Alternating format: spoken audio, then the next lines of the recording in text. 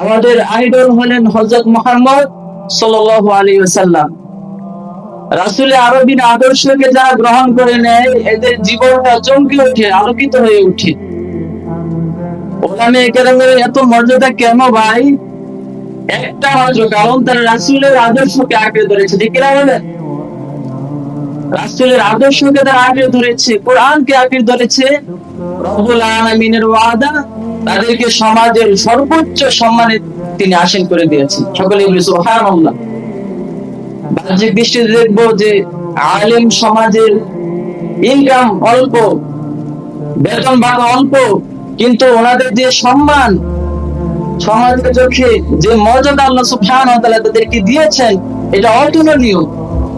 অনেকে টাকা দিয়ে সম্মান কিনতে পারে না। ওলামায়ে কেরামদেরকে মানুষ যে দিল থেকে মহব্বত করে, এটা টাকা সম্পদ দিয়ে কিনা সম্ভব না। কিনা বলেন? এজন্য আমার আপনার ছেলে মেয়েদেরকেও কোরআনের হাফেজ বানানো উচিত, আলেম বানানো উচিত। ঠিক কিনা বলেন? আমরা ভাবি যে ছেলে মেয়েদেরকে হাফেজ আলেম বানানো মনে হয় তার ভবিষ্যৎ অন্ধকার। আমি বলবো একটিবার দু চোখ বন্ধ করে অল্প সময় ভাবুন যে আপনার জীবনের মুহূর্তটা কতটুকু। এই মুহূর্তে যদি আজরাইল আপনার কাছে আসে রবের হুকুমে জান কবজ করতে, দ্বিতীয় আর শ্বাস নেওয়ার সুযোগ থাকবে না, সাথে সাথে এই নশ্বর দুনিয়া ছেড়ে আপনাকে চলে যেতে হবে।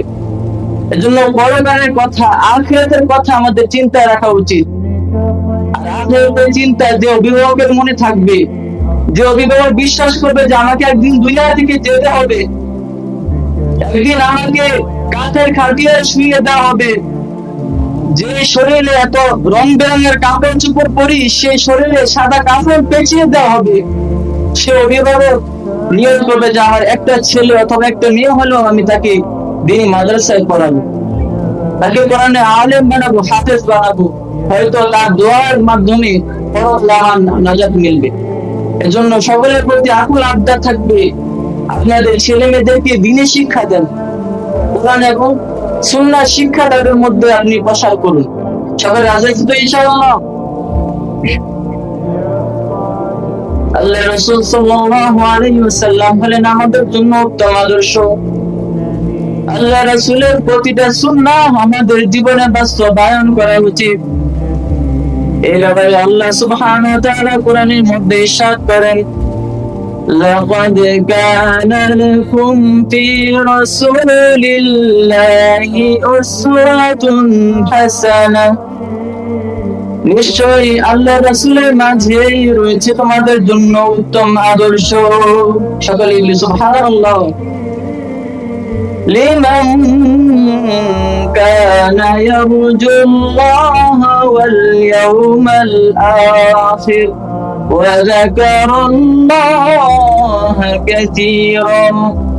সুসমস্ত ব্যক্তির জন্য যারা আল্লাহ এবং পরকালের প্রতি আশাবাদী, যারা আল্লাহকে অধিক স্মরণ করে, তাদের জন্য আল্লাহ রাসূলের মাঝে রয়েছে উত্তম আদর্শ। সকলে বলি সুবহানাল্লাহ। আল্লাহ রাসূল হলেন আমাদের জন্য আদর্শ। আল্লাহ রাসূল সাল্লাল্লাহু আলাইহি ওয়াসাল্লাম হাদিসে বলেছেন, মান আহাব্বা সুন্নতি ফাকাদ আহাব্বানি ওয়া মান আহাব্বানি কানা মাইয়া ফিল জান্নাহ। আল্লাহ রাসূল বলেন, যে আমার সুন্নাতকে ভালোবাসবে, যে আমার কর্মপদ্ধতিকে ভালোবাসবে, যে আমার আদর্শের অনুসরণ এবং অনুকরণ করবে, যে আমার আদর্শকে ভালোবাসবে, সে সব আমি রাসূলকেই ভালোবাসলো। সকলে বলি সুবহানাল্লাহ। ওয়া মান আহাব্বানি কানা মাইয়া ফিল জান্নাহ। আর যে আমি রাসূলকে ভালোবাসবে, সে নিশ্চয় অবশ্যই জান্নাতে আমার সাথী হবে। রাসূলের সাথী হতে জান্নাতে আমরা চাই কি চাই না? রাসূলের সাথী হতে গেলে আমাদেরকে রাসূলের সুন্নাহকে আঁকড়ে ধরতে হবে। আমাদের পরিবারের মাঝে কত সমস্যা দেখা দেয়, সমাজে কত বিশৃঙ্খলা দেখা দেয়। এই সমস্ত বিশৃঙ্খলা, সমস্ত দুর্নীতি লুপ্তরাজের একমাত্র পলিসি হলো, একমাত্র প্রেসক্রিপশন হলো রাসূলের আদর্শ, উসওয়াতুন হাসানাহ, সর্বোত্তম আদর্শ। তাই প্রতিটা ব্যক্তি, প্রতিটা সমাজে রাসূলের আদর্শকে বাস্তবায়ন করা উচিত। আমরা প্রত্যেকে নিজ নিজ স্থান থেকে রাসূলের সুন্নাহ এবং আদর্শ বাস্তবায়নের জন্য চেষ্টা করবো ইনশাআল্লাহ। বর্তমানে যুব সমাজের অধঃপতন আমরা দেখতে পাচ্ছি। প্রায় যুবক অশ্লীলতার সাথে জড়িয়ে যাচ্ছে, গুনাহের মাঝে জড়িয়ে যাচ্ছে। স্মার্টফোন, সোশ্যাল মিডিয়ার এই যুগে মানুষ নিজের ঈমানটাকে ঠিক রাখাটাও কঠিন হয়ে দাঁড়িয়েছে। কেমন যেন রাসূলের সেই ভবিষ্যৎবাণী, শেষ জামানার একটি সময় এমন আসবে যখন ঈমান রাখা হাতে জ্বলন্ত অঙ্গার রাখার নেই হবে। নাউযু বিল্লাহি মিন যালিক। আল্লাহ সুবহানাহু ওয়া তাআলা আমাদেরকে এই অবস্থা থেকে হেফাজত করুন। ঈমান রাখা এতটাই কঠিন হয়ে দাঁড়াবে যে হাতে অঙ্গার রাখার নেই, জ্বলন্ত অঙ্গার রাখার নেই হয়ে দাঁড়াবে। এজন্য আমাদের ঈমানকে হেফাজত করতে হবে, আমাদের ঈমানকে নবায়ন করতে হবে। রাসূল হাদিসে বলেছেন, জাদ্দিদু ঈমানাকুম, তোমরা তোমাদের ঈমানকে নবায়ন করো। আমাদের ঈমান আছে, কিন্তু আমাদের ঈমানটা হলো লক্ষ্য ঈমান।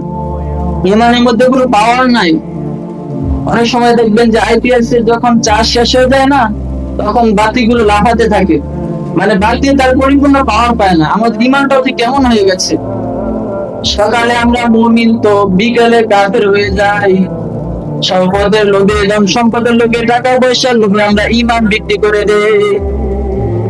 সামান্য দুনিয়ার যশ খ্যাতি পাবার জন্য আমরা ঈমান ছেড়ে দেই, ঈমানের পথ, রাসূলের আদর্শ ছেড়ে দেই।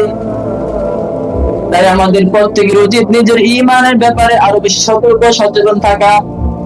বিশেষ করে যুবক শ্রেণীরা, আমরা যারা রয়েছে যুবক ভাই, আমিও যেহেতু একজন যুবক, তাই যুবকদের উদ্দেশ্যে কয়েকটি কথা বলে আমি ইনশাআল্লাহ শেষ করবো আলোচনা। আপনি একজন যুবক হিসেবে আপনার কাজ হলো সাহসী বিপ্লবীদের ন্যায় আপনাকে নফসের বিপক্ষে, শয়তানের বিপক্ষে লড়াই করে যেতে হবে। শয়তান আপনাকে ধোঁকা দিবে, আপনার খারাপ বন্ধুরা আপনাকে বিপদে রাখবে, বলবে আসো না একটু মজা করি, আসলে একটু আমোদ ফুর্তি করি, নেশায় পেশাটা করি, একটু আমোদ ফুর্তি করি, হারাম ডিজে গান বাজিয়ে নাচি, আসো অনেক মজার। আপনার বন্ধু আপনাকে আহ্বান জানাবে, কিন্তু আপনার নিজের অনুভূতি জাগ্রত করতে হবে যে আমার বন্ধু যে বলছে এটা তো আমার কোনো উপকারে আসবে না, এটা আমার ক্ষতি ছাড়া তো কিছুই করবে না, আপনার জীবনকে ধ্বংস করে ফেলবে। তাই সৎ